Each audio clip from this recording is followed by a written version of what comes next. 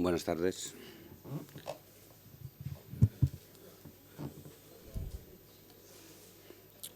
Bueno, a ver, queridos amigos, os doy de nuevo la bienvenida.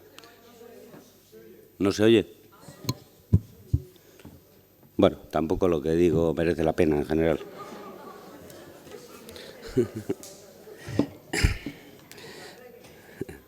Bueno, digo que os doy la bienvenida a esta tercera conferencia del título de las jornadas, que con el título ¿Y para qué poetas? Nos reúne aquí. Hoy tengo el honor y el placer.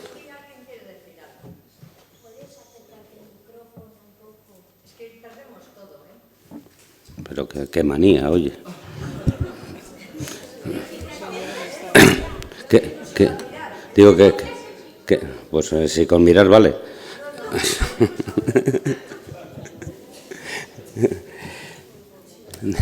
Bueno, reitero que os doy la bienvenida a la tercera de las jornadas que con el título Eta zertarako poetak y para qué poetas, ese verso magnífico, esa pregunta retórica de Friedrich Hölderlin, nos reúne aquí.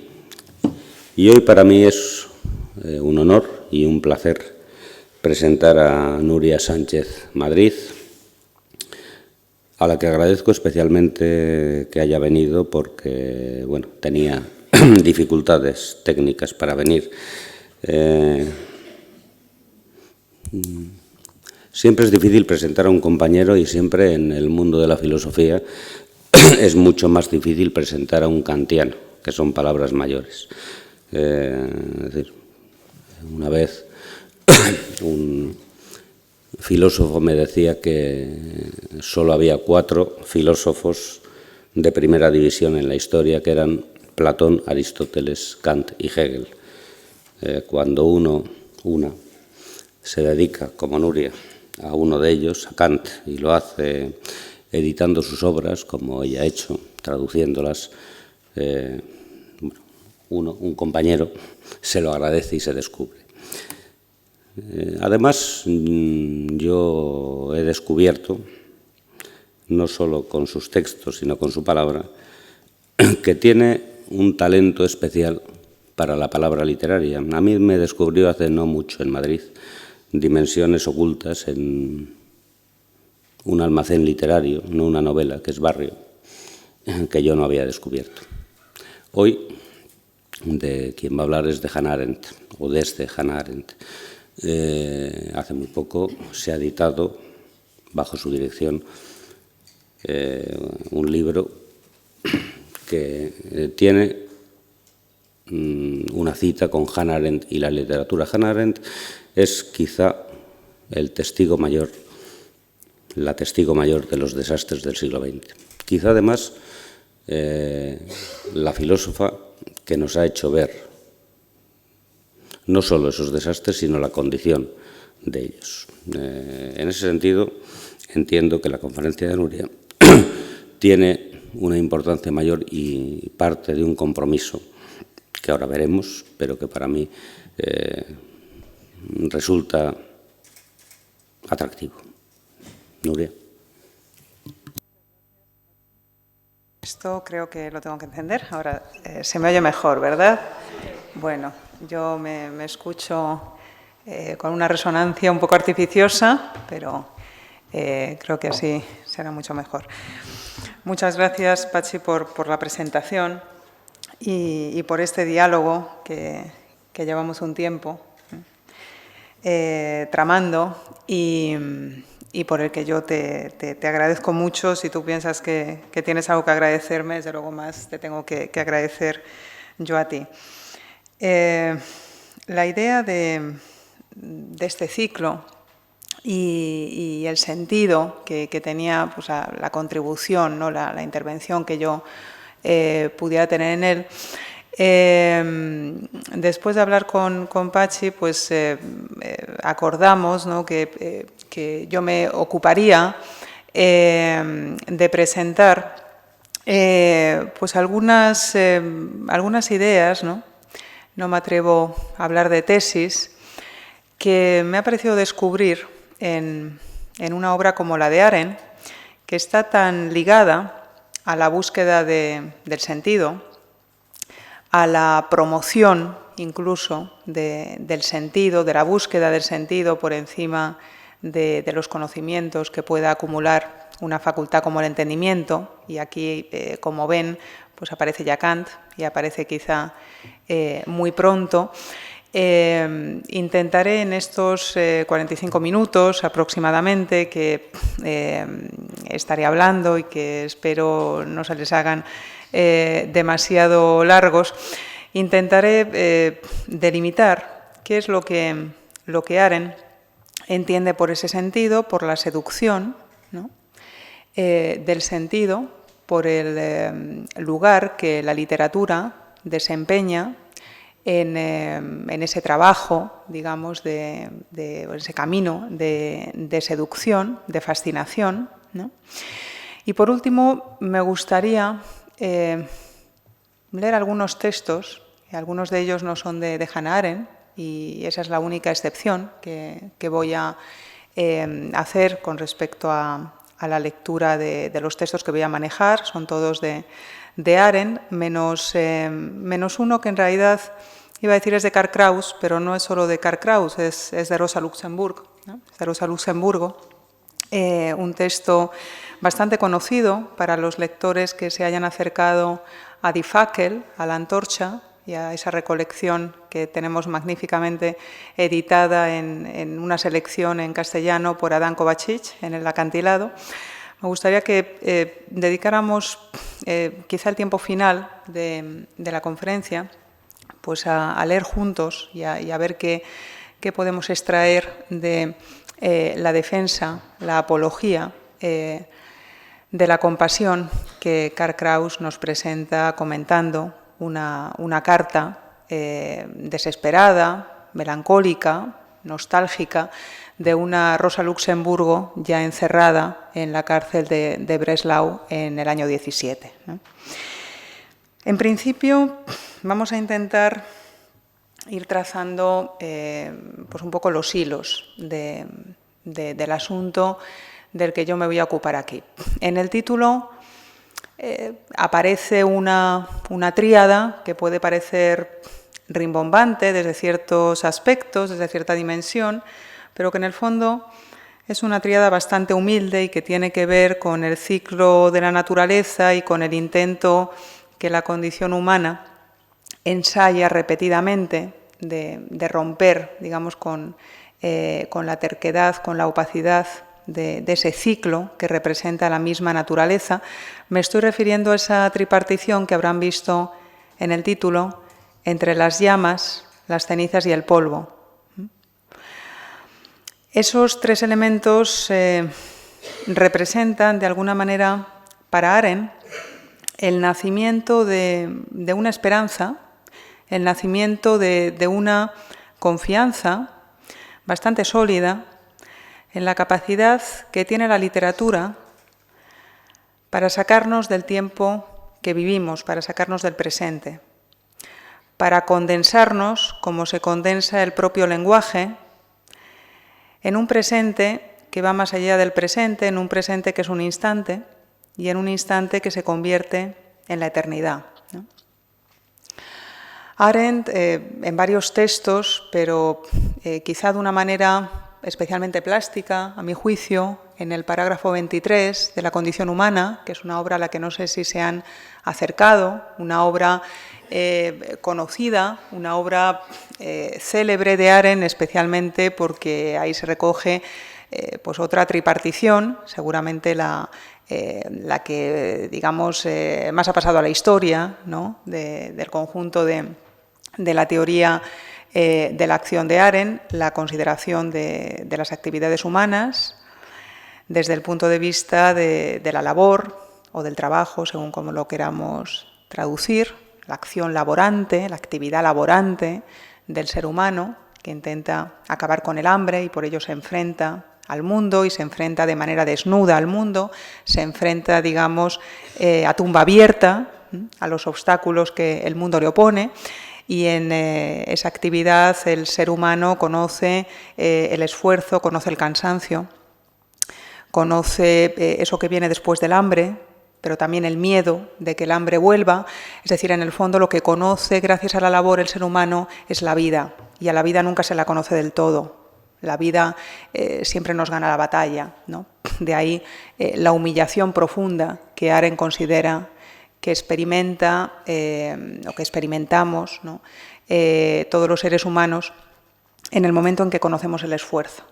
El esfuerzo cuesta, pero, y sobre todo el esfuerzo físico, el esfuerzo del cuerpo, es decir, el cuerpo nos hace sentir, nos hace notar su presencia, pero nunca tenemos claro que esa presencia sea lo mejor de nosotros mismos. Más bien lo contrario, notamos que cuando el cuerpo se manifiesta más de la cuenta, hay algo incluso sagrado, algo que para nosotros es muy relevante y que sin embargo se emboza, se encubre, ¿no?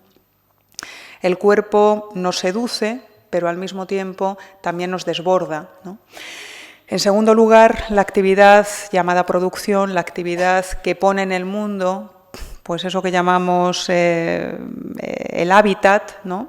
El hábitat en el sentido lato, en el sentido amplio, las casas, pero también los muebles, y ese mueble que Arendt le llama la atención de manera central cuando habla de la pluralidad humana, ese mueble que es la mesa, que nos mantiene unidos, pero que al mismo tiempo nos separa. La acción de la distancia, la interposición de distancias que representan esas cosas que tenemos en común, pero que precisamente porque están nos impiden caer en situaciones semejantes a lo que podría ser una fusión, a lo que podría ser, digamos, una igualdad excesiva, ¿no? Una igualdad demasiado intensa, ¿no? La igualdad de la masa, por ejemplo, que es uno de los efectos de fusión que Hannah Arendt teme, ¿no?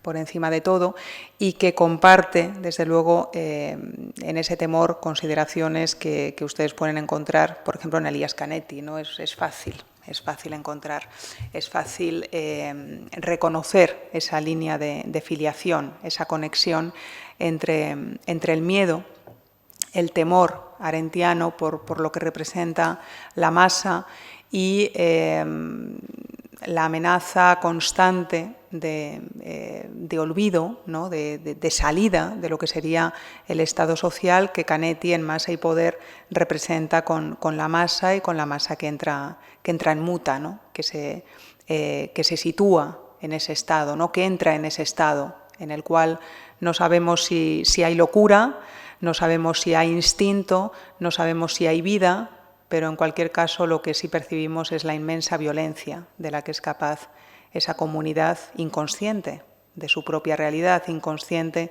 de, digamos, la condición individual de sus miembros, ¿no? Por último, la acción, que seguramente pues, la actividad por la que Arendt es más conocida, por su elogio constante, su alabanza de la acción como aquello que habla de nosotros mismos, como la actividad, ¿no? que a diferencia de la labor, a diferencia del trabajo o a diferencia del trabajo de la producción, según como nos pongamos de exigentes, pero también de polémicos con la traducción de estos términos del alemán o del inglés en las versiones de la condición humana que lleva a cabo Hannah Arendt, por relación y frente a esas otras dos actividades. En el caso de la acción nos encontramos en Arendt con una suerte de manifestación de lo que uno es ante los demás, ¿no? Bueno, pues el texto al que yo me quería referir para encontrar un cierto punto de partida en esta meditación, en esta reflexión que a mí me gustaría que fuese colectiva, ¿no? También para reivindicar alguna de las creencias, alguna de las convicciones centrales de Arendt. El texto no pertenece al capítulo de la acción en la condición humana, pertenece más bien a un parágrafo que es el 23, como decía antes, que está centrado en la mundanidad del mundo y el lugar de la obra de arte, en esa mundanidad, ¿no? Arendt nos dice que aquello que procede de las manos de los productores, de los artífices, va poblando eso que llamamos el mundo de realidades gracias a cuya estabilidad nosotros podemos empezar a ganar, digamos, un espacio, a ganar incluso un tiempo para eso que llamamos la acción, para eso que llamamos la deliberación. Y dentro del conjunto de realidades que por medio de la producción se pueden introducir en el mundo, Arendt subraya el carácter específico, el carácter singular de una de esas producciones, que es precisamente la producción artística. La producción artística, que evidentemente es múltiple, tal y como lo son las diferentes bellas artes, pero que dentro de esa multiplicidad nos vuelve a llamar la atención, sigue, digamos, singularizando, sigue seleccionando en ese conjunto de hechos, de producciones debidas al arte, una muy peculiar, que es la producción artística que se hace con el logos, que se hace con el lenguaje, que se hace con la palabra. ¿Qué encuentra en la palabra, qué encuentra en la palabra hecha arte Hannah Arendt? Pues lo que nos dice por de pronto en ese parágrafo de la condición humana, en ese parágrafo del capítulo 2 de la condición humana, del capítulo 3 del capítulo dedicado a la producción, lo que encuentra en ese artificio es algo así como una condensación, ¿no? La condensación es detención y la condensación es salida. De repente, quien escucha la palabra poética tiene la impresión de que el tiempo no pasa, de que el tiempo se ha detenido, de que de alguna manera, si la naturaleza consiste en hacernos ver, en hacernos reconocer y sobre todo hacernos soportable en la medida en que podamos ese hecho de que las llamas se vuelven ceniza, es decir, si los ciclos de la naturaleza nos convencen siempre de que no hay salida a la vejez, no hay salida a la muerte, no hay salida, digamos, a la decadencia. Sin embargo, la palabra poética parece que quisiera convencernos más bien del fenómeno contrario, del camino contrario. A veces el polvo, como dice el poema de Rilke, en el que se detiene en forma de nota, en este parágrafo en el que estoy pensando, Hannah Arendt, un poema que se titula La magia. A veces el polvo, en lugar de reclamarse como tal, reclamarse como lo más humilde, como lo más perecedero, como, digamos, lo más expuesto, lo más vulnerable a la decadencia, a la desaparición, de repente el polvo se revela y se convierte en llama, ¿no? Lo propio de la poesía, para Arendt, es precisamente ese proceso, es decir, revelarse a la caducidad, revelarse a la pérdida e insistir en ganar. Y claro, aquí podríamos preguntarnos, ¿ganar qué? Pues ganar por de pronto el recuerdo. El recuerdo es una ganancia que tiene bastante de trampa, hecha al tiempo, y todos nosotros, todos los seres humanos, empezamos a parecer, es decir, lo que tenemos de más específico, lo que tenemos no de animal, lo que tenemos no de trabajador exclusivamente, lo que tenemos no de artífice, sin más, de obras que ponemos en el mundo, lo que tenemos de condición humana, la condición humana en su sentido más brillante, en su sentido más sólido, más persistente, pues tiene que ver con eso que llamamos memoria, con eso que la Grecia antigua caracterizaba como mnemosine, ¿no? Y que el poeta y los aedos en Grecia pues no tenían ningún problema en invocar porque de ahí venían todas las obras, de ahí procedía toda la riqueza lingüística, toda la riqueza discursiva. De manera que podríamos decir, y voy a leer un pedazo de este texto, un extracto de este parágrafo 23 de Vita Activa o de la condición humana de Hannah Arendt, podríamos decir que de alguna manera los miedos de Platón, de ese Platón que Arendt critica tanto, critica pues, por su gusto, por ajustar las realidades humanas a la hegemonía de la producción, al paradigma de lo verdadero. Platón no es uno de los autores, de los pensadores que más inspiren a Hannah Arendt, y eso es bien sabido, ¿no? Ella se inspira mucho más en autores como Aristóteles, en autores como Kant, desde luego. Platón no pertenece a lo que podríamos calificar como los buenos de la película, ¿no? De quien nace como Hannah Arendt intentando criticar y criticar de raíz aquello en lo que ha consistido la filosofía política. Sin embargo, Arendt sí se podría decir que comparte con Platón el mismo miedo, que es el miedo a que la letra que leemos, los textos que podemos tener disponibles, sobre todo allí que empezamos a tener disponibles, allí donde la oralidad deja de ser el ambiente cultural de una sociedad, como era el caso de la Grecia, de la época de Platón, de la Grecia del siglo V a.C., de la Grecia del siglo IV, de la Grecia más de Aristóteles, ¿no?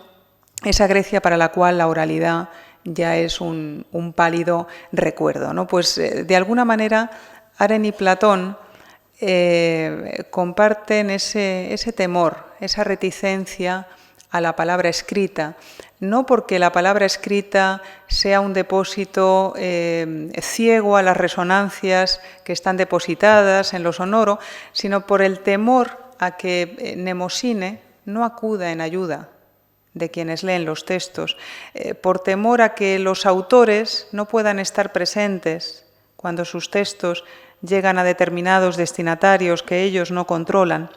Ese temor a que la palabra no se defienda a sí misma es en el fondo un tremendo temor, un manifiesto temor a que lo humano desaparezca, a que, digamos, lo más humano, ¿no?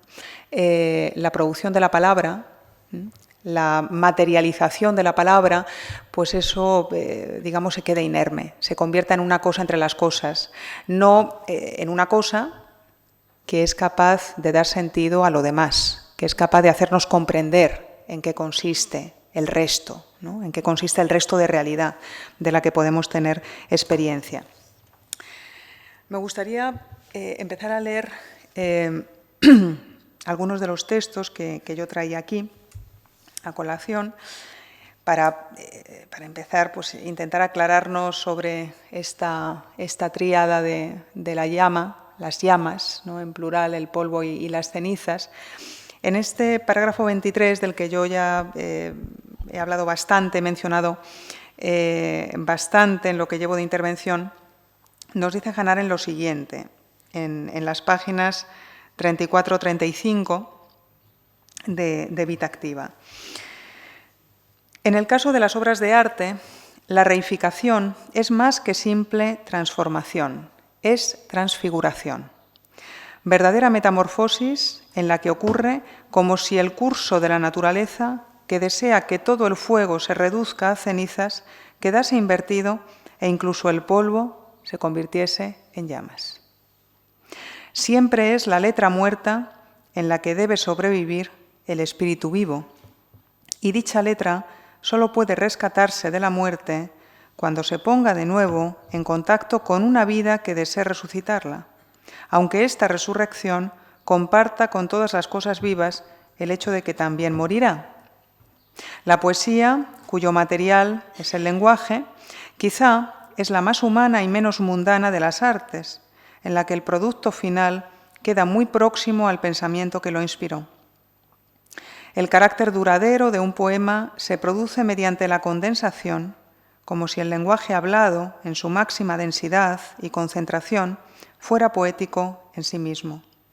En este caso, el recuerdo, Mnemosine, madre de las musas, se transforma directamente en memoria y el medio del poeta para lograr la transformación es el ritmo, mediante el cual el poema se fija en el recuerdo casi por sí mismo.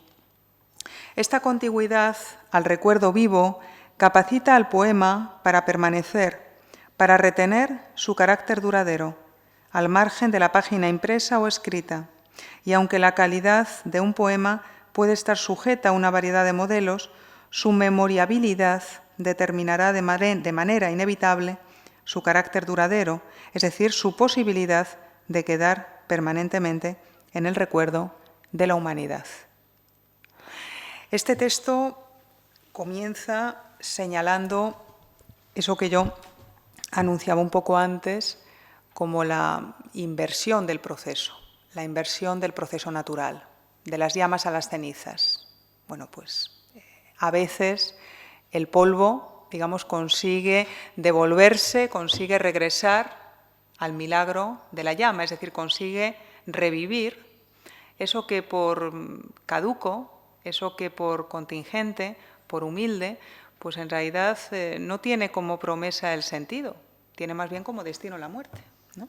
Es decir, la poesía, de alguna manera, es resurrección, es encontrarse, ¿no? Encontrarse el lector, encontrarse el poeta, pero seguramente encontrarse el poeta porque se encuentra en sus lectores, porque se sospecha en los lectores, no solamente que tienen, no solamente presentes, sino los que vendrán, sospecha por parte de los lectores, y el poeta también es lector de sus propios poemas, de que el sentido, de alguna manera, se ha descubierto, de que el sentido se ha producido, de que hay un lugar para el sentido, y mientras que haya lugar para el sentido, pues la muerte, digamos, queda más lejos, ¿no? Evidentemente, como iremos viendo, eso de que la belleza, eso de que lo estético, eso de que la poesía pueda detener la muerte, pueda detener la destrucción, pueda detener la violencia, pues en fin, es difícil defenderlo, ¿no? La historia no ha hecho más que enseñarnos que es más bien lo contrario lo que se produce, ¿no? Siempre se rompe el hechizo, ¿no? Siempre llega la decepción, ¿no? Siempre aparece la desilusión.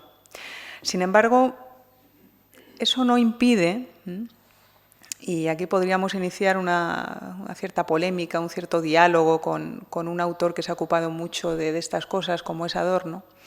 Eso no impide que lo poético, que el gesto poético, ¿no?, vuelva a aparecer una y otra vez, ¿no?, como una suerte de manifestación constante, ¿no?, de manifestación perpetua de que estamos ahí, de que la condición humana está ahí, de que digamos, el temor, la sospecha de la letra muerta no impide que sigamos buscando ese espíritu que nos parece encerrado en ciertos textos, que nos parece presente en determinada palabra y que por ello nos anima a buscar, nos anima a reconocer.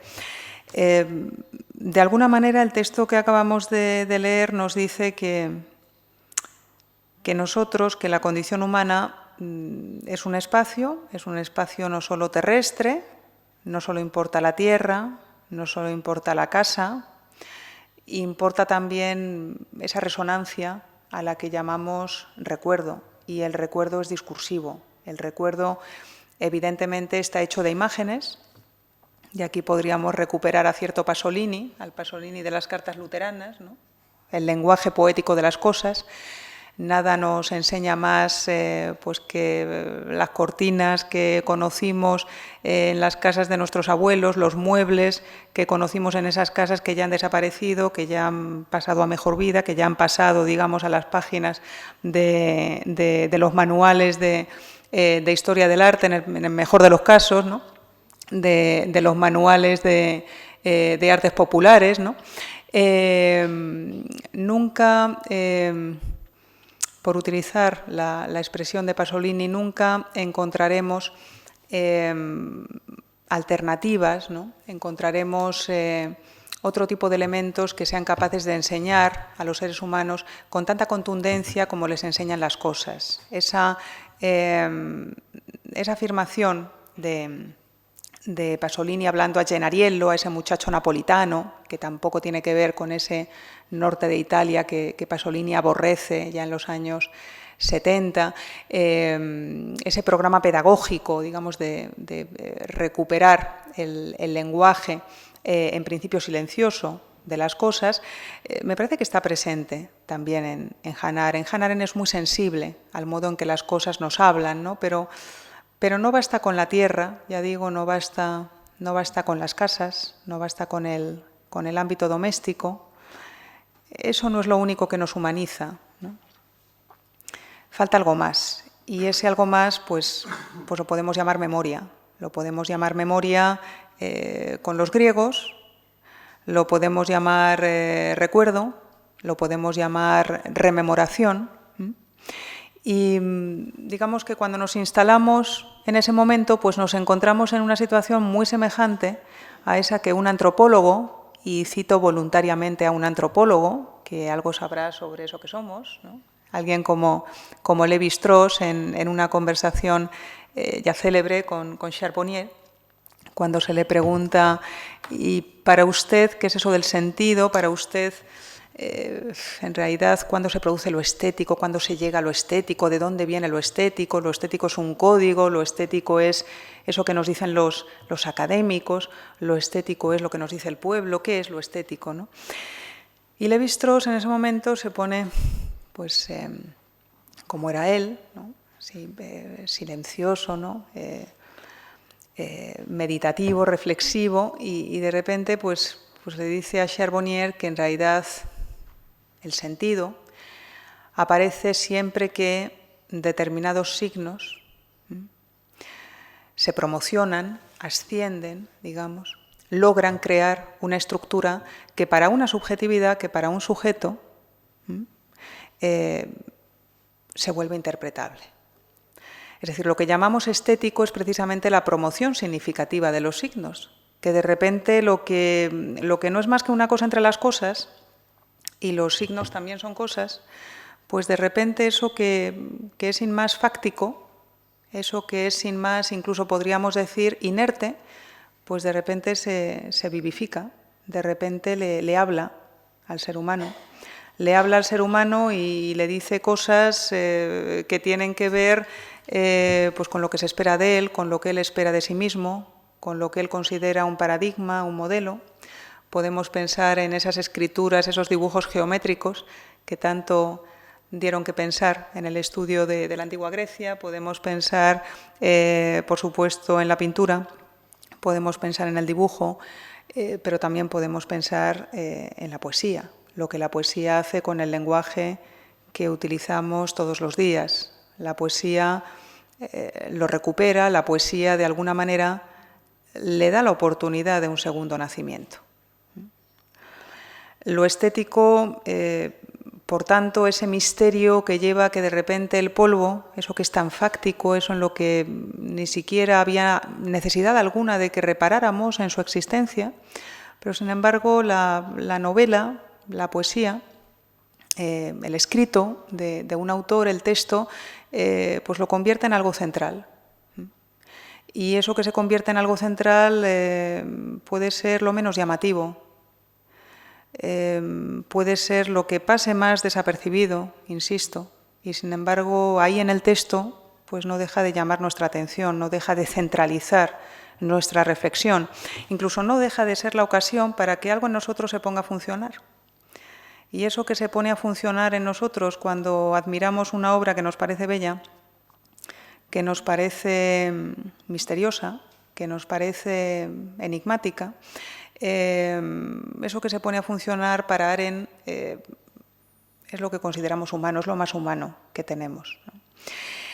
Claro, en ese momento se produce algo que podríamos decir aquí, y seguramente por deformación profesional mía, como ya ha desvelado en parte Pachi, eso que se pone a funcionar cuando uno reconoce que algo es bello, pues enseguida el sujeto, una de las primeras cosas que descubre es que es lo menos suyo, ¿no?, que pueda darse.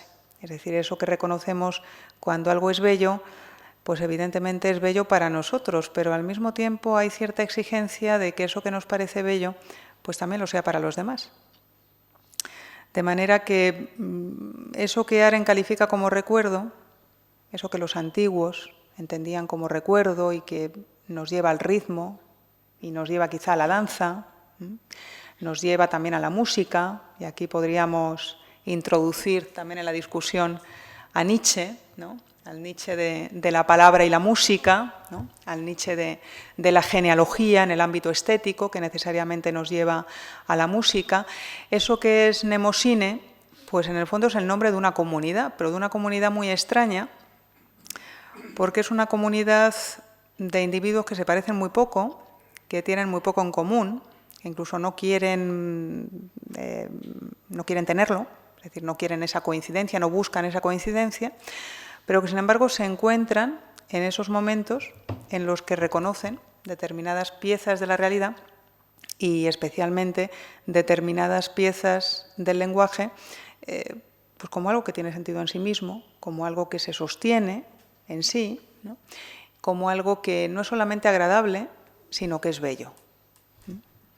La belleza parece que lleva de la mano ese peso, que algunas veces es un lastre, de la comunidad, del encuentro con el otro. Un encuentro con el otro del que me gustaría hablar un poco aquí, que se puede presentar de muchas formas, pero sobre todo se puede presentar de dos, ¿no? Quizá a lo que estamos más acostumbrados es al encuentro con el otro, en el que el otro me reconcilia conmigo mismo, ¿no? Y entonces eso podríamos llegar a pensar, pues bueno, podríamos llegar a preguntarnos si eso es encuentro o es más bien diseño artificioso de la comunidad que pretendemos ser, ¿no? Hay otra manera, más complicada, más atravesada por obstáculos y por resistencias, de encuentro, de salida al encuentro con los demás, donde en realidad eso que llamamos el sujeto pues se lleva a sorpresas. Y se lleva a sorpresas no solamente por reconocer que los que tiene al lado no se parecían tanto a él como él pensaba, sino seguramente por encontrarse ante la evidencia de que él mismo no se parece a sí mismo como pensaba de antemano al hecho del encuentro, ¿no? Y esta segunda experiencia, créanme, yo por lo menos considero, no quiero decir que esto sea lo verdadero, ni muchísimo menos, no es lo que vengo a defender aquí, yo creo que me expulsarían al minuto 0, al minuto 1, en caso de que yo viniera aquí con esas ínfulas, ¿no? No se trata de intentar reconocer, cuando hablamos de consenso, de comunidad, qué es eso de lo verdadero, ¿no? ¿Qué sería lo verdadero? La verdad siempre es plural, ¿no?, como nos recuerda constantemente Arendt, ¿no? Con respecto a la verdad, si alguien tenía la razón, quizá no era Kant, era Lessing, ¿no? Cuando alguien nos pregunta, como le ocurre a Saladino frente al viejo sabio judío Natán, cuando alguien nos pregunta cuál es la religión verdadera, ¿no?, cuál es la creencia verdadera, pues lo mejor que se le puede decir es que no hay ninguna, ¿no?, que todas están sometidas, que todas deben atravesar su peculiar camino, su específico calvario, ¿no?, hacia el hallazgo de que en el fondo todo lo que los seres humanos suelen llamar ideales no son más que constructos subsidiarios de un modelo que quizá nunca estuvo, de un modelo que quizá no existe, ¿no?, pero que sin embargo sí queremos encarnar, si necesitamos encarnar, si sentimos ese impulso, digamos, esa tendencia a considerar que aquello en lo que creemos pues es lo verdadero, ¿no? Se puede hablar del consenso de muchas maneras, pero creo que cuando se introduce en esas modulaciones precisamente la virtud del obstáculo, la virtud del esfuerzo, ¿no?, la virtud digamos, o las virtudes en plural de semejanzas, ¿no?, de las heterogeneidades, el resultado que se obtiene es sencillamente mucho más creíble, mucho más sostenible, ¿no?, mucho menos abstracto e ideal que cuando se pretende pues por ejemplo, depurar un espacio público con ayuda de algo parecido a la obra de arte, ¿no? La obra de arte puede blanquear muchas cosas, por supuesto, pero creo que la obra de arte provechosa, la obra de arte fructífera, es más bien la que saca la luz, la que hace emerger, ¿no?, determinadas dificultades, ¿no?, para empezar, determinadas desilusiones con respecto a lo que pensábamos que éramos o a lo que considerábamos que aquello que considerábamos que digamos era el ser de la comunidad en la que somos, ¿no?, en la que estamos. Hay un texto saliendo de la condición humana y pasando a un texto de Arendt, a una obra de Arendt, menos conocida, pero que seguramente nos da el tono, nos da en buena parte el tono de su mirada, de lo que para ella es investigación sobre la condición humana.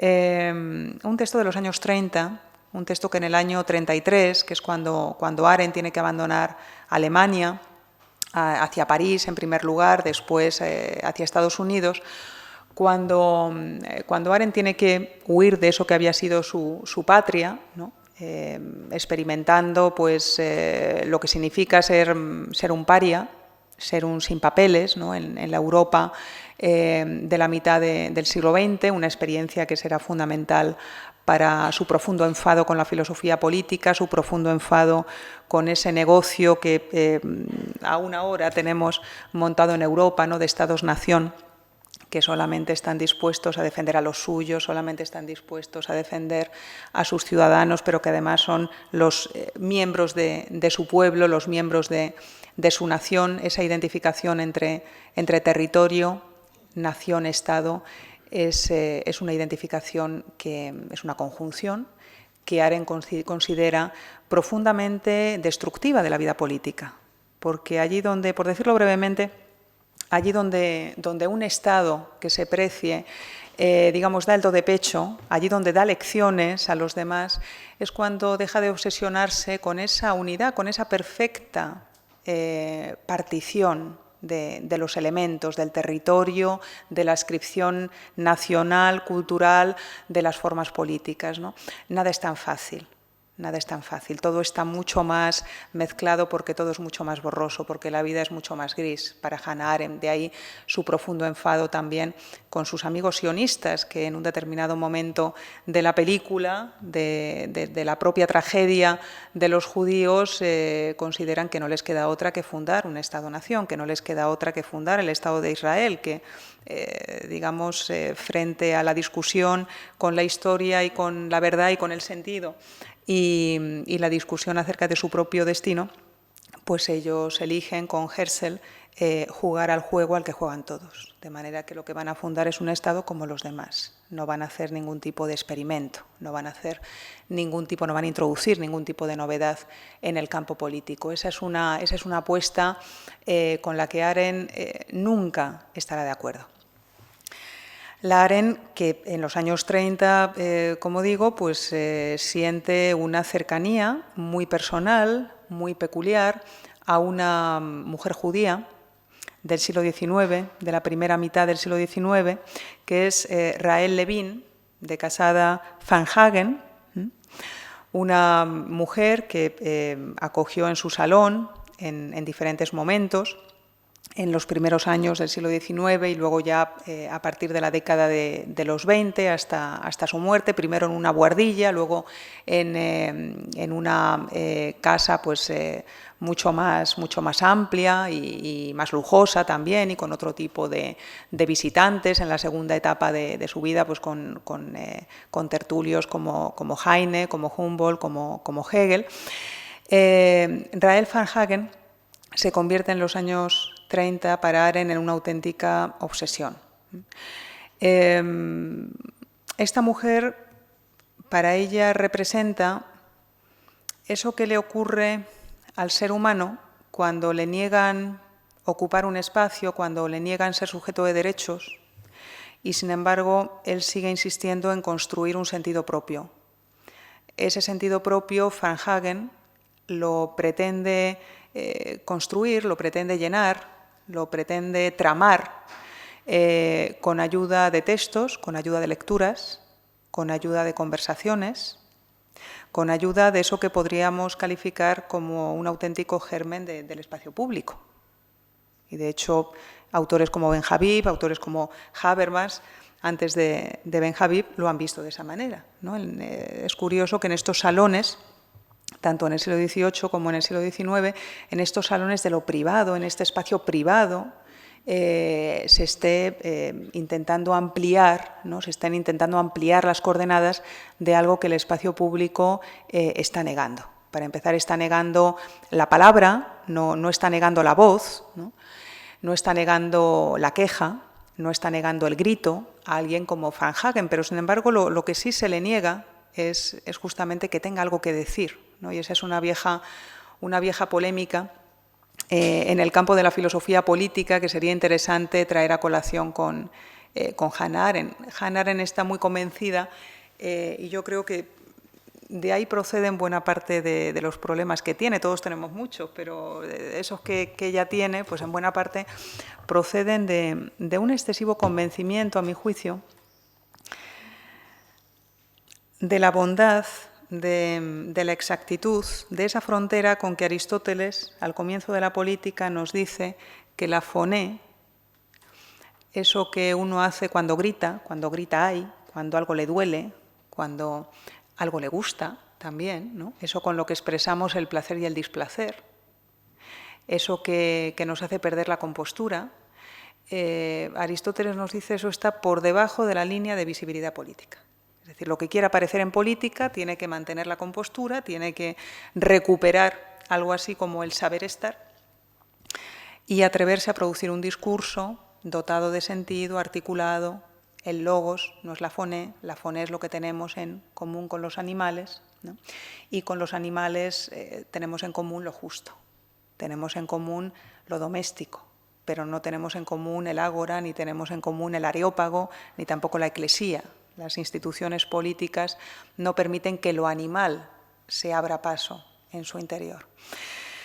Claro, lo que Aristóteles no sabía, o quizás sabía muy bien, era que cuando uno traza la frontera de lo político, precisamente ahí, en ese punto, estaba condenando a lo que podríamos calificar como silencio, pero silencio obligado, silencio forzado, pues, por ejemplo, a todos los individuos más o menos indignados, más o menos desajustados con su condición social, a todos aquellos quejosos de su posición, todos aquellos en condiciones de manifestar dolor, de manifestar indignación, displicencia con respecto al lugar que ocupan en la sociedad, pues sencillamente esos individuos no cuentan. No cuentan porque no hablan como se debe hablar, es decir, no son capaces de entonar el discurso propiamente político, ¿no? Arendt está convencida, y alguien como Judith Butler no ha dejado de ponerle de manifiesto que basta con ir a cualquier manifestación en la plaza pública, basta con participar en cualquier tipo de acción política popular, y no institucional, no directamente institucional, para reconocer que esa partición entre lo privado y lo público es artificiosa, que en realidad todo está mucho más mezclado y también hay gritos en esas piezas que consideramos seriamente lógicas, ¿no? También hay gritos en muchas constituciones y también hay gritos en muchos cuerpos civiles, pero bueno, nos han entregado esas piezas, ¿no? Como piezas muy serias y como piezas, de alguna manera, a buen resguardo, ¿no? de la sospecha de lo que podríamos considerar como bestial o de lo que podríamos considerar como animal, ¿no? Creo que buena parte de los problemas de Arendt, y sobre todo de lo que tiene que ver con supervivencia, con con el intento de actualizarla, de utilizar sus textos, de mantener sus textos para seguir pensando y pensar lo que nos pasa, pensar lo que pasa en la actualidad. Buena parte de esos problemas vienen de ahí, vienen de esa geografía, ¿no? que a mí se me antoja tan inflexible, tan artificiosa, tan huidiza, de algo con lo que todos tenemos que lidiar y con lo que todos tenemos que habérnoslas, ¿no? En la medida en que seamos seres humanos, no dejemos de serlo, que es la violencia, que es la vergüenza, porque el grito avergüenza mucho más que el discurso, que es en el fondo lo instintivo, lo animal en nosotros, que justamente cuanto más se niega, más vuelve, más retorna, ¿no? En principio, Arendt sí participa de esa idea, sí, digamos, está convencida de que todo el que comparece en público utiliza el discurso con un tipo de modulación muy determinada. Utiliza el discurso y no utiliza el grito, no utiliza la voz, no interviene de manera extemporánea en los debates, en las discusiones. Como ven, todo es cuestión de ritmo, ¿no? La poesía empieza con el ritmo y ese ritmo se pierde en el momento en que el grito comparece. En esa especie de novela biográfica que dedica a Rahel van Hagen, ¿no? A esta Salonier, ¿no? a la prusiana, ¿no? De la que les estaba empezando a hablar, que se convierte en una auténtica obsesión, un trasunto en el fondo del propio itinerario vital de Arendt, que tiene que atravesar por problemas muy parecidos, por problemas de falta de identidad, de lucha, digamos, por alcanzar una personalidad desde el punto de vista social, desde el punto de vista público. A propósito de esta mujer, nos encontramos desde luego con el efecto mimético, pero con algo más importante, ¿no? Con algo que podríamos calificar como una suerte de asunción del fracaso, de asunción de algo así como que toda vida en el fondo es un fracaso, ¿no? Toda vida es un fracaso, pero es un fracaso, fijémonos bien, es un fracaso para Arendt porque en el fondo toda vida tiene su fantasma poético, es decir, toda vida tiene, digamos, su seducción poética, es decir, a todos nos gustaría vernos, a todos nos hubiese gustado ser alguien que no somos, ¿no? Y ese deseo no nos abandona y ese deseo es difícil y es un deseo bastante tramposo y es difícil satisfacerlo, es casi imposible satisfacerlo. Aquí el diálogo que Arendt inicia con Isaac Dinesen, por ejemplo, en esa obra que se llama Hombres en tiempos de oscuridad, pero hombres en sentido lato, ¿no? Donde tiene cabida Isaac Dinesen, no hay muchas más, pero ella sí tiene cabida. La Isaac Dinesen de 8 cuentos góticos, por ejemplo, que es de la que más se ocupa Arendt, precisamente llama la atención de Arendt por esta capacidad para identificar en la poesía pues algo que nosotros no hemos tratado todavía, ¿no? Hemos hablado mucho, quizá demasiado, del recuerdo, pero hemos hablado poco de esa capacidad que tiene lo poético, como nos recordaba Aristóteles en la Poética, ¿no?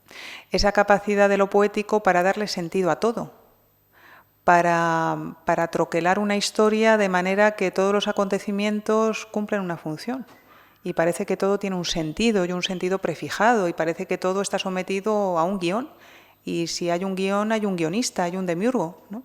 Todo esto que estoy enumerando son elementos poéticos, son elementos de interpretación poética, pero también son causas de una peculiar ilusión, ¿no? Una ilusión de la que podemos dar cuenta diciendo, bueno, es la ilusión poética, la ilusión del sentido, de nuevo, la capacidad que tiene la historia, la capacidad que tienen las historias, en plural, para hacernos creer durante un cierto espacio de tiempo pues que las cosas son como nos las cuentan, o las cosas son como nosotros las estamos contando, como nosotros las estamos relatando. Esa capacidad de la ficción para convertirse en mundo durante un tiempo determinado, ¿no? Para Arendt, desde luego, es una matriz de lo que podríamos calificar como humanización, pero también es la matriz de esa suerte de pozo, de esa suerte de agujero negro por el que la especie humana echa a perder su propia humanidad, a la que Hannah Arendt llama ideologías. Las ideologías tienen mucho de poética, de mala poética. ¿De mala poética por qué? Pues porque la poética, la poesía, como ella se encarga de decir numerosas veces, sabe que muere porque sus lectores mueren, porque aquellos a los que hechiza desaparecen. La poesía no genera ningún sueño totalitario, sin embargo, como algunos lectores de Arendt se han empeñado en subrayar, toda buena historia puede servir de infraestructura, puede poner en marcha una contundente ideología. Es decir, la ideología también cuenta historias que destruyen, cuenta historias que nos hacen olvidar la finitud de nuestra condición, cuenta historias que nos hacen creer, y no durante un tiempo, sino con la aspiración de hacernos creer durante el tiempo todo, pues que en lugar de hombres somos superhombres, ¿no? Y que tenemos que ponernos a la altura del hombre con mayúsculas o de la historia con mayúsculas, ¿no? Y esa historia, pues como dice Maquiavelo en los discursos sobre aquellos que eran hombres muy cultos en Florencia en el siglo XV, pero que creyeron a ese monje loco que era Girolamo Savonarola, las ideologías son malas poéticas, son malas historias, pero digamos que asombra, ¿no? Maravilla, y maravilla para mal, reconocer la cantidad de individuos que creen en ellas, ¿no? Y lo susceptibles y lo vulnerables que somos, ¿no?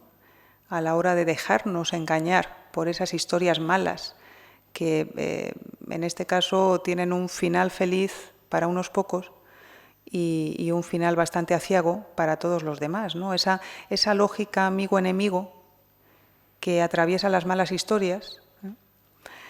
Esa lógica amigo-enemigo que con otro tono, pero también con un tono un tanto arriesgado y peligroso, encontramos en los cuentos que narramos a nuestros hijos de pequeños, ¿no? Esa frontera amigo-enemigo de la mala poética, pues claro, lo peligroso que tiene, lo arriesgado, es que no es una cosa que dure o que ocupe la infancia, sino que ocupa, y vaya si lo ha hecho, a generaciones enteras de seres humanos adultos, ¿no? Ha ilustrado, podríamos decir, de manera perversa a muchos seres humanos, ¿no? Claro, con esto lo que tenemos delante pues es algo que ustedes se podían imaginar desde el principio. Quien habla de belleza, quien habla de poesía, quien habla de lo estético, pues en realidad está hablando de algo profundamente ambiguo, radicalmente ambivalente. Lo estético se puede cargar de lógica, se puede, digamos, convertir en algo así como una llama lógica que pierde todo tipo de contacto, todo tipo de relación con lo que podríamos calificar como la ficción, y por tanto pues transformarse, transfigurarse de espacio proveedor de sentido en un camino que suministra la verdad, ¿no? Allí donde la poética, allí donde el relato olvida que lo es, podemos encontrarnos con una intensa confluencia o con una intensa transfiguración del relato en algo que ya no es poético, en algo que ya no es cuento, sino que es más bien la verdad, ¿no? Una verdad insatisfecha, una verdad que siempre pone mala cara a eso de la pluralidad humana, a eso de la heterogeneidad de las opiniones, ¿no? Y que de alguna manera nos quiere hacer sentirnos a nosotros mal, ¿no? La ideología tiene esa capacidad, ¿no? de hacernos sentir siempre que hemos hecho algo mal, que lo estamos haciendo mal, que el camino a la perfección no ha sido realizado como debía haberse producido, ¿no? que algo ha fallado en ese proceso. Bueno, Arendt es muy consciente de algo que podemos calificar perfectamente como esta ambigüedad que acabo de nombrar, pero también de, digamos, el efecto de disociación, el efecto de desconexión, podríamos decir incluso, entre eso que ocurre allí donde hablamos de las cosas bellas y eso que ocurre en lo real. Sin detenernos necesariamente en la distinción entre las buenas historias y las ideologías, sería necesario, es decir, siempre es necesario, más bien, reconocer que allí donde nos enfrentamos a la belleza, a eso que presenta en el parágrafo 23 de la condición humana Hannah Arendt como una condensación lingüística, como la condensación en la que consiste la poesía, como el recuerdo, como el efecto del recuerdo, esa especie de sístole, ¿no? de la palabra, ¿no? La belleza nos hace reconocer, nos hace conocer, en realidad, una vida que no es la vida expuesta a los ciclos de la naturaleza, a eso que calificábamos como envejecimiento, como pérdida, a ese tiempo extático en el que se pierden cosas y nunca se ganan, nunca llega, digamos, la ganancia. Cuando llega la ganancia, cuando llegan los hijos, cuando llega la felicidad, llega también el miedo a perderlos, ¿no? El miedo a que desaparezcan, a que sean demasiado fugaces, a que sean tan contingentes como nosotros, ¿no? La mala mímesis de lo que somos, ¿no? En realidad, la belleza nos sitúa en una suerte de sueño que Arendt, como, en fin, buena especialista en ese tipo de autores, ¿no? Que vienen a decirnos que se acabó la fiesta, ¿no? No deja de señalar, no deja de recalcar, la belleza muere, la belleza no es capaz de enfrentarse a las heridas de la muerte, el hechizo desaparece, pero mientras que el hechizo se mantiene, el hechizo nos sitúa, nos instala en la eternidad. Y esa eternidad, la eternidad de lo bello, esa eternidad tan propia del alma bella, tan schilleriana, ¿no? Esa eternidad tiene todo que ver con un mundo y con un espacio delimitado por eso que llamamos el sentido. Y de nuevo volvemos ahí a eso que calificamos como comunidad. No hay sentido sin comunidad, porque no hay sentido que valga solo para mí, no hay sentido en el que solo esté yo. El sentido siempre es plural. Aunque solo sea porque necesito, las ideologías lo necesitan, que el que tengo enfrente cumpla un papel. Es decir, todo sentido es escenográfico, ¿no? No hay afuera, de alguna manera, podríamos decirlo también así, no hay afuera de la representación. Somos representación. Para ser necesitamos ese teatro, ¿no? Y claro, en ese teatro las caras, los rostros, pueden ser muy parecidos, demasiado parecidos, tan parecidos que nos dé que pensar la cosa, ¿no? No esté todo preparado, ¿no? O bien pueden ser pues sumamente contingentes, sumamente heterogéneos, ¿no? Hasta el punto de no tener que ver en absoluto los unos con los otros, pero precisamente por eso convertirse ese escenario en una de las mejores confirmaciones de que la pluralidad es y de que en el fondo en la pluralidad somos, ¿no? Bueno, a propósito de esto que consigue la belleza, de esta capacidad de la belleza para hacernos olvidar que hay mundo y que el mundo seguirá cuando despertemos y que el mundo sigue allí y que nos recordará cuál es su ley, la ley del nacimiento, pero también de la muerte, de la aparición, pero también de la desaparición. Un texto de esta biografía tan peculiar que Arendt dedica a Rael van Hagen, donde nos deja muy claro que no va a cotillear, que no va a intentar descubrir en sus cartas aspectos de ella misma que ella misma no reflejara en esos documentos, ¿no? En esta especie de biografía ciegas, ¿no?, de Van Hagen, recoge Arendt una reflexión sobre lo que significa lo bello en la vida de cualquiera de nosotros. Y ese momento, desde el punto de vista de la biografía de Van Hagen, pues, es un momento un tanto aciago, un tanto triste, porque ella pues, acaba de ser abandonada, en realidad, por uno de sus amantes, por un amante curiosamente bilbaíno, por Rafael de Urquijo, que trabajaba en la legación en Berlín, en la legación española en Berlín. Y bueno, un tipo, en fin, bastante buscavidas, por lo que nos cuenta Hannah Arendt, pero que logra hechizar, ¿no?, a Van Hagen durante un tiempo. A propósito de, digamos, esa caída, ese estallido de esta seducción, nos dice Arendt en esta biografía que encuentran publicada en Lumen: no hay camino que conduzca de lo que solo es bello a la realidad. Es cierto que la belleza de un poema puede dar lugar a pensamientos infinitos, pero estos pensamientos están indisolublemente unidos a la magia del instante y no conocen ayer ni mañana. Un anochecer bello no es el anochecer de un día determinado, no es símbolo de nada. Tal vez sea el anochecer puro, sin día, sin noche. El día y la noche vendrán siempre a destruir la belleza de esa hora intermedia.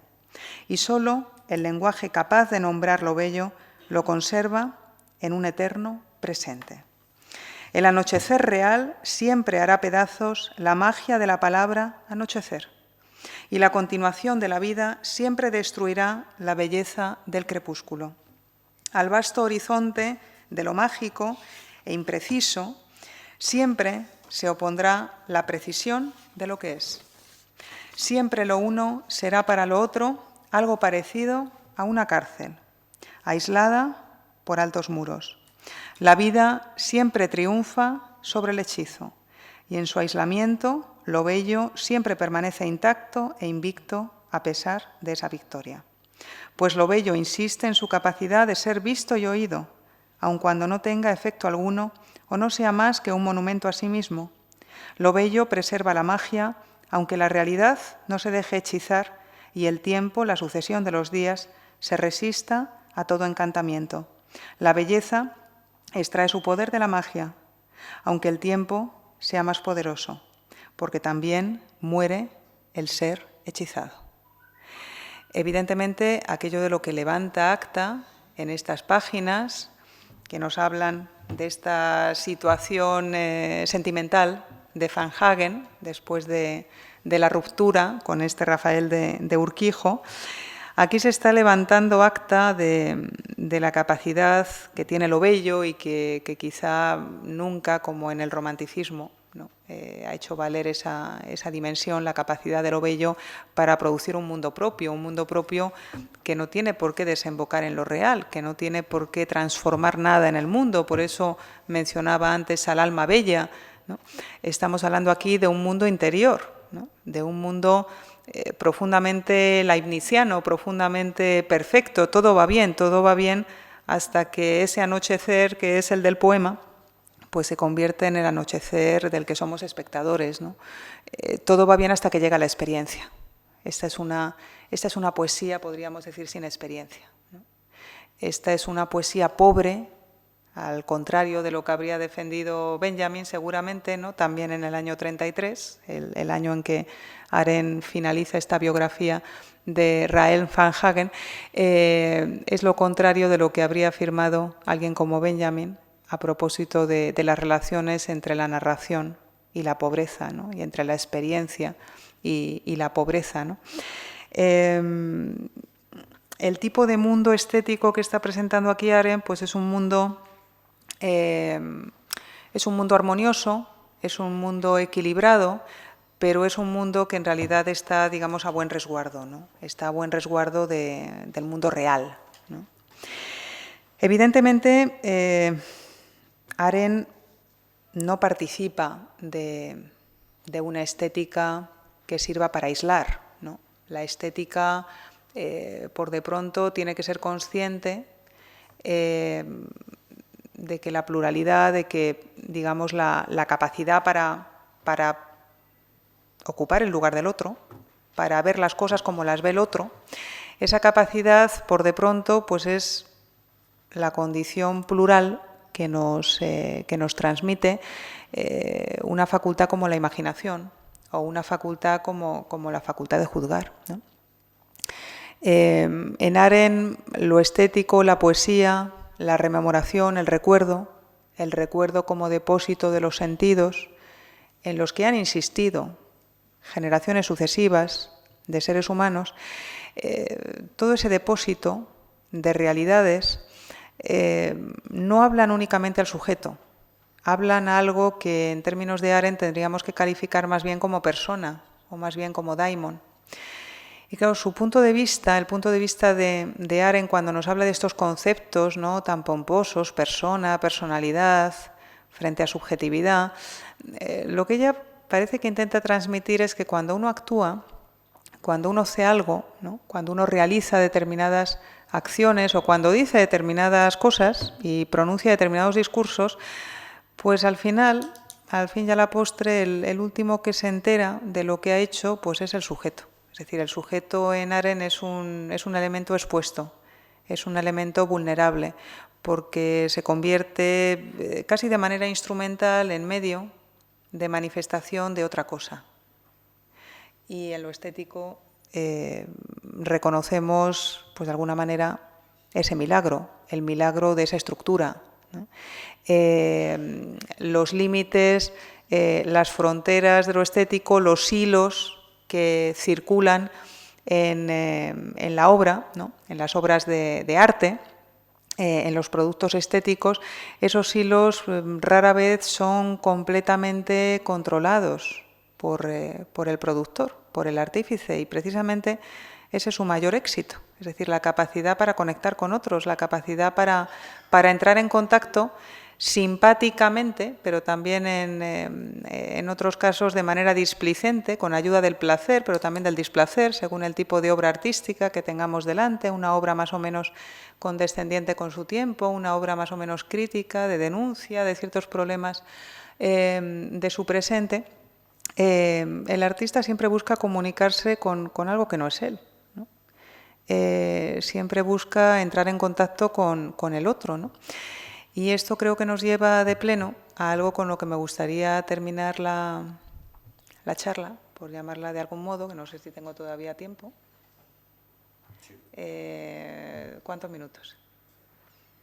5 minutos. Bueno, pues con esta posología escueta vamos a ver qué podemos hacer. Como decía, pues digamos, el alcance comunitario del arte, que es uno de los viejos fantasmas, podríamos decir, de lo poético, me parece interesante, pero sobre todo interesante por problemático, detenernos en una consideración de Arendt que es como muy radical, ¿no?, muy perentoria, ya tiene un juicio muy nítido acerca de lo que considera compasión. No nos habla de simpatía, no suele hablar demasiado de simpatía, pero habla de amistad y nos dice que en la amistad, sobre todo la amistad en la que piensa Lessing que es un autor para el cual la verdad no existe, existen las opiniones plurales, y en el momento en que alguien habla de la verdad, en ese momento también cita a Kafka, en algunos momentos Arendt, ¿no?, en algunas circunstancias Arendt para dar cuenta de esto. Allí donde alguien habla de la verdad, se refiere a ella, la humaniza, y como la humaniza, la singulariza, la parte, la dispersa. Es decir, nosotros diseminamos todo y también diseminamos eso que llamamos la verdad, ¿no? Cuando habla de amistad, Arendt está hablando de una comunidad que comparte, y que comparte palabras y acciones, que comparte diferencias, que comparte sobre todo distancias, y por tanto poco amiga del espíritu de fusión, ¿no? De vamos a entendernos todos, pero a entendernos todos porque es que casi no nos hace falta ni hablar, no necesitamos ni hablar de lo acuerdo que estamos, ¿no? De lo unidos que estamos, ¿no? La amistad aparece mucho, pero la compasión también. Sobre todo en textos como sobre la revolución, pero también en Hombres en tiempos de oscuridad, que seguramente es una de las obras más conocidas de Arendt, esta se ocupa de señalar algo que voy a intentar decir en 2 minutos. La compasión es un sentimiento un tanto perverso, como también lo es la piedad, porque se trata de un fenómeno profundamente subjetivo que con frecuencia quienes lo sienten intentan hacer pasar, intentan convertir en un acontecimiento plural, en un acontecimiento universal, válido para muchos. La compasión, nos dice Arendt, anula el espacio intersticial entre individuos que necesitan precisamente de una mesa, que necesitan del texto, que necesitan de una distancia determinada, poética, objetiva, para decirle algo, para hablar de algo con alguien. En la compasión desaparece ese espacio intersticial, ese espacio que sirve para interesarnos, ese espacio que tenemos que tenemos entre nosotros y que por tanto nos impide, pues, por ejemplo, abrazarnos. La compasión es sospechosa para Arendt, pero es sospechosa sobre todo porque anula el lenguaje. Y claro, yo aquí me haría una pregunta. Yo siempre he tenido la sospecha de que Arendt, como crítica de la compasión, en realidad está sufriendo una cierta ilusión óptica propia de todos los buenos burgueses, que ha habido y que habrá.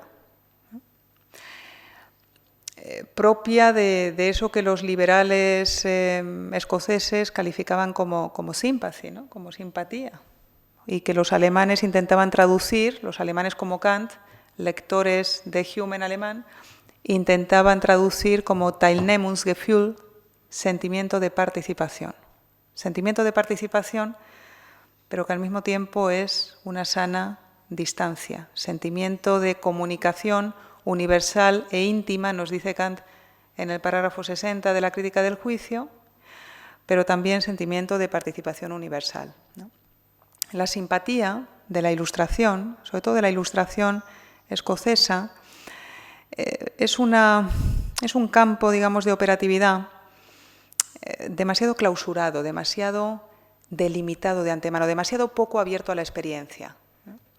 Sin embargo, eso de la compasión, que a Arendt le parece pues que nos lleva a eso de quedarnos sin palabras, a eso de quedarnos sin lenguaje, porque uno no necesita del lenguaje, también podríamos verlo a la siguiente luz, y ahí es donde creo que Rosa Luxemburgo y el uso que hace de esa carta de Rosa Luxemburgo, alguien como Krauss, pues se puede manifestar como un territorio y como un texto, desde luego, muy, muy útil, ¿no? La compasión puede convertirse también en un acontecimiento, en un momento, en el cual las coordenadas de comportamiento habituales, los hábitos, las costumbres, la forma mentis de un determinado sujeto se viene abajo. Y eso la convierte en un afecto muy, muy útil, en un sentimiento que, digamos, hace hundirse las coordenadas de lo que nosotros llamamos logos y nos hace reconocer, pues, que más acá, quizá no más allá del logos, pero más acá del logos, hay una fone bien interesante. Y una fone que nos pone en contacto, pues no solo con propietarios, ¿no? Llamaba Deleuze a la conversación de la simpatía que tanto preconizaba Hume en el Tratado de la Naturaleza Humana, una conversación entre propietarios, ¿no? Pero no entre propietarios y subalternos, ¿no? La conversación de la simpatía ilustrada, pues es una conversación que no admite a cualquier individuo en el club, ¿no? Y eso se paga y eso se manifiesta, eso se advierte. Y la compasión, quizá una determinada historia cultural de la compasión desde la modernidad, pues tiene que ver con algo parecido a eso que podríamos calificar, a algo que podríamos calificar como una cierta vergüenza por haber insistido en una serie de fronteras, en una serie de limitaciones que no es que no sean válidas como limitaciones, es que no son las únicas, ¿no? Y Y desde luego no son las auténticas, ni son las verdaderas, ni son las valederas, ¿no? Rosa Luxemburgo publicó, ella no publicó, publica Karl Kraus, ¿no?, en La Antorcha, en el año 20, es decir, 3 años después de que Rosa Luxemburgo hubiese escrito una carta a su amiga Sonia Liebknecht, cuando, como decía al comienzo de la conferencia, ya estaba recluida en la Carta de Breslau. Recogen una carta, pues en fin, el espanto que le produce ver cómo un búfalo es maltratado en el patio, ¿no?, que representa pues la poca visión del mundo, la poca experiencia del exterior al que ella tiene acceso desde la prisión. Y de una manera como muy nietzscheana, ¿no?, que recuerda mucho al Nietzsche con el caballo en Turín, pues Rosa Luxemburgo le llega a llamar a ese búfalo, que como paquidermo, pues en fin, cuesta bastante levantarle la piel, y sin embargo ella ve que su piel está abierta, ¿no?, está sangrando, ¿no?, y está sufriendo. Ella logra reconocer en el búfalo unas lágrimas, y las lágrimas de un hermano, y le llama hermano, ¿no? Karl Kraus, que era un individuo poco dado a la conmoción y a lo lacrimógeno, como sabrán todos los que se hayan acercado a Die Fackel, a esos números, ¿no?, de La Antorcha, se siente, pues en fin, conmovido, ¿no?, aunque esto es raro en él, por esa carta de Rosa Luxemburgo, y decide publicarla. Y después de haberla publicado, recibe una carta de una señora, hija de un propietario húngaro, con tierras en Rumanía, que es donde se imagina en libertad Rosa Luxemburgo a este pobre búfalo, ¿no?, lejos de la tortura que está sufriendo en Breslau. Y esta señora, que tiene bastante experiencia del maltrato más bien, que se depara a los animales en las granjas húngaras, pues habla primero de la pereza connatural de estos animales, y en segundo lugar de la costumbre, de lo acostumbrados que están a ser tratados de esa manera, ¿no?, con lo cual no debería llamar a ningún escándalo. Más bien se considera con derecho esta señora, esta lectora de La Antorcha, lo cual le da mucho que pensar a Kraus. Cómo es que yo he conseguido atraer a esta señora a mi círculo de lectores, pero en fin, esas traiciones que se merecen todos los autores, seguramente.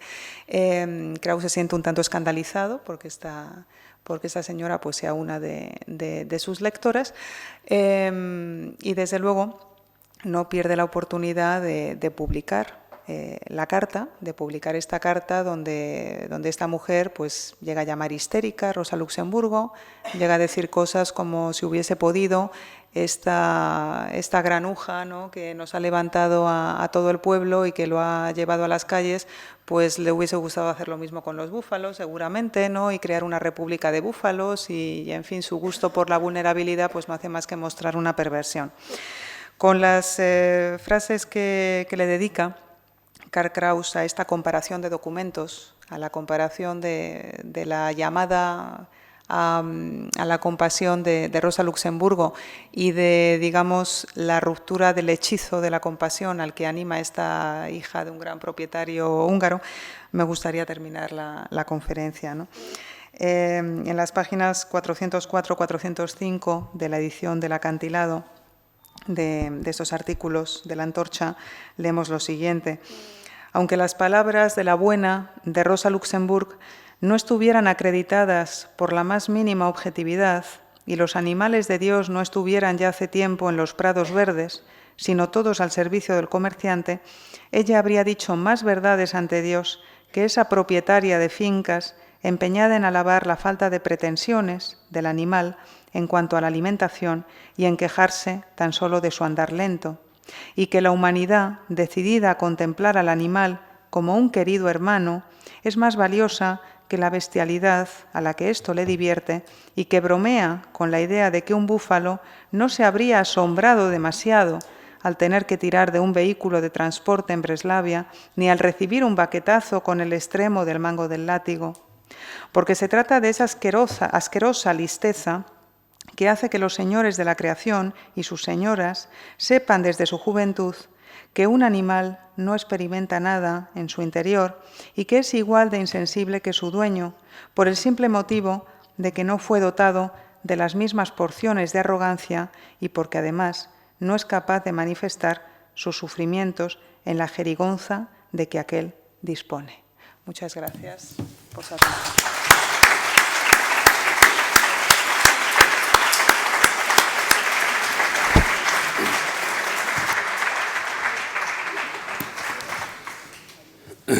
Muchísimas gracias, Nuria, por esta magnífica conferencia. Bueno, son las 9 de la noche, hora de que ustedes se recojan y de que nosotros vayamos a cenar. Hoy no va a haber diálogo, se ha hecho un poco tarde. Yo solo quiero decir una cosa breve, aprovechando que tengo el micrófono y el que tiene el micrófono es el que manda. Cuando Nuria me envió su título, Llama, polvo y ceniza, en un contexto poético, recordé inmediatamente, si de recordar se trata, que el idioma tiene sus sonidos metálicos, el español tiene varios, y mi destino, como el de Borges, es uno particular, la lengua castellana, el bronce de Francisco de Quevedo. Esos tres sustantivos están en dos tercetos magníficos, para mi gusto los mejores, de la lengua castellana, ¿no? Aquellos el poema que empieza a cerrar, podrá mis ojos la postrera sombra que me llevará el blanco día, que recordarán que une finalmente llama, polvo y ceniza, hablando de la animalidad quizá del búfalo, de las venas, de las médulas, de ese cuerpo que somos, y transmutándolo como hace la poesía, en un instante y solo para un instante, en otra cosa. De su cuerpo dejará no su cuidado, serán cenizas, mas tendrá sentido, polvo serán, más polvo enamorado. Gracias, Nuria, muchas gracias.